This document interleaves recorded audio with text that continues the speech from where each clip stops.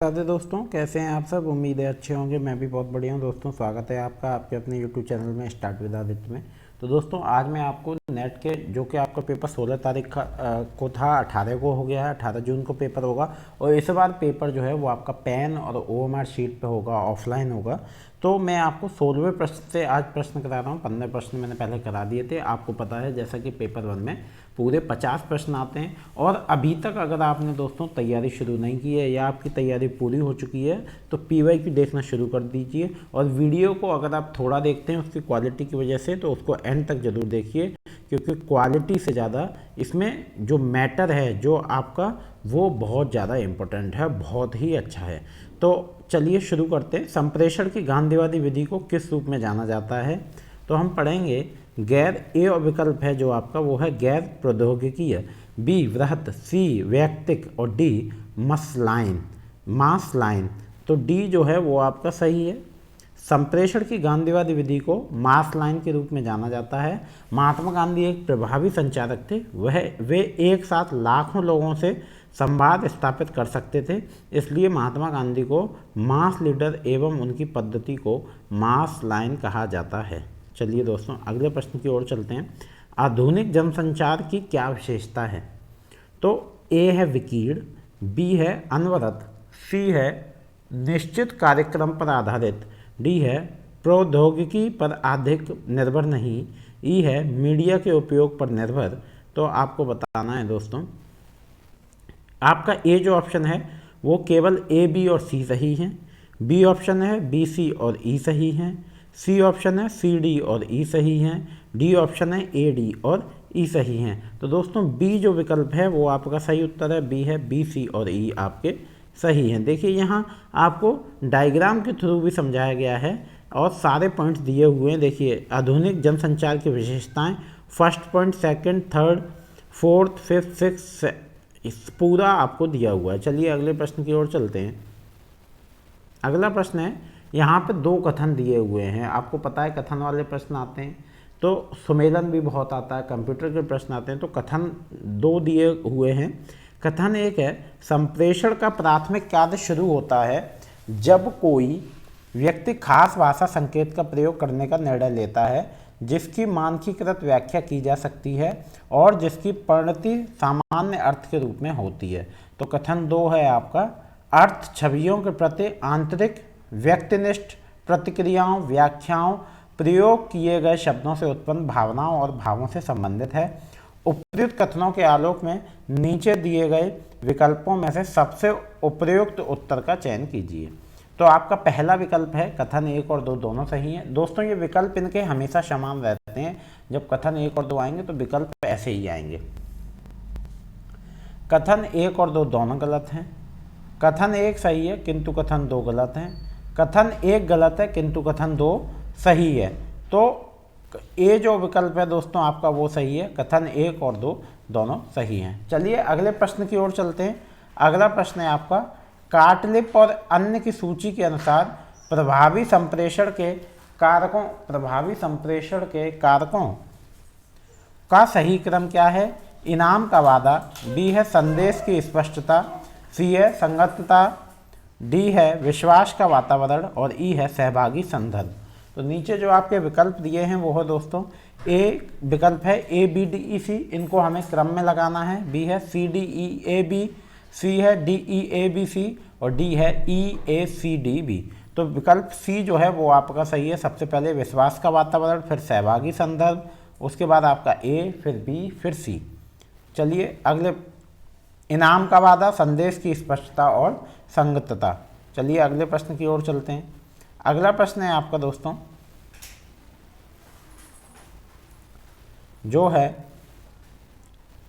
सूची एक को सूची दो से सुमेलित कीजिए। आपकी मैचिंग है।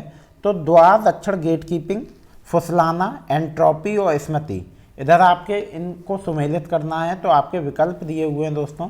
तो आपके ऐसे ही विकल्प दिए होते हैं, कोड होते हैं और इसमें हम बहुत कंफ्यूज हो जाते हैं। तो इन कोडों को बहुत ध्यान से पढ़ें, नहीं तो आपको बहुत ज़्यादा दिक्कत होगी। तो सही सुमेलन इस प्रकार है, द्वार, रक्षण, प्रसार हेतु सूचना का, फिल्ट्रेशन, समाचार, फुसलाना, विज्ञापन, एंट्रोपी संप्रेषण में उथल पुथल, और स्मृति संचार में स्मृति समयबद्ध क्षमता। चलिए अगला प्रश्न है, अपराह 3:40 बजे घंटा और मिनट की सुई के बीच का कोण कितना है। दोस्तों ये बहुत आसान है, अगर आप मैथ वगैरह थोड़ा भी पढ़ते हैं तो ए है 130 डिग्री, बी है 150 डिग्री, सी है 120 डिग्री और डी है 125 डिग्री। तो ए जो है वो आपका सही उत्तर है, ए है 130 डिग्री। 12 घंटे में सुई का कोण होता है 360 डिग्री, 11/3 घंटे में 360/12 इंटू 11/3 तो 110 डिग्री हो गया, 60 मिनट में 360 डिग्री। ठीक है, चलिए अगले प्रश्न की ओर चलते हैं। तो अगला प्रश्न है आपका, कोई धनराशि 10 वर्षों में साधारण ब्याज पर दुगनी हो जाती है, यह कितने वर्षों में 3 गुना हो जाएगी। 15 वर्ष, 20 वर्ष, 30 वर्ष, 32 वर्ष। तो बी जो विकल्प है आपका वो सही उत्तर है, बी है 20 वर्ष। आइए देखिए कैसे इन्होंने यहाँ पर निकाला है, तो वैसे ही आप कैलकुलेट कर लेंगे। चलिए अगले प्रश्न की ओर चलते हैं। निम्नलिखित श्रृंखला में लुप्त संख्या क्या है। 2, 9, 37, 149। तो दोस्तों इसमें क्या होगी आपकी, देखिए इनमें इंटू 4 + 1 हो रहा है, तो 2 × 4 + 1, 2 4 = 8 + 1, 9 × 4 + 1 तो 36 + 37, 37 × 4 + 1 149, 149 × 4 + 1 तो आपका सही उत्तर है डी 597। चलिए अगले प्रश्न की ओर चलते हैं। देखिए दोस्तों इस श्रृंखला में हमेशा कोई ना कोई लॉजिक लगता है, आपको तुरंत वो खोजना होगा कि इसमें क्या लॉजिक लग रहा है। 10 धनात्मक संख्याओं का औसत x है, यदि प्रत्येक संख्या में 10% की वृद्धि की जाती है तो नए औसत में कितने प्रतिशत की वृद्धि होगी।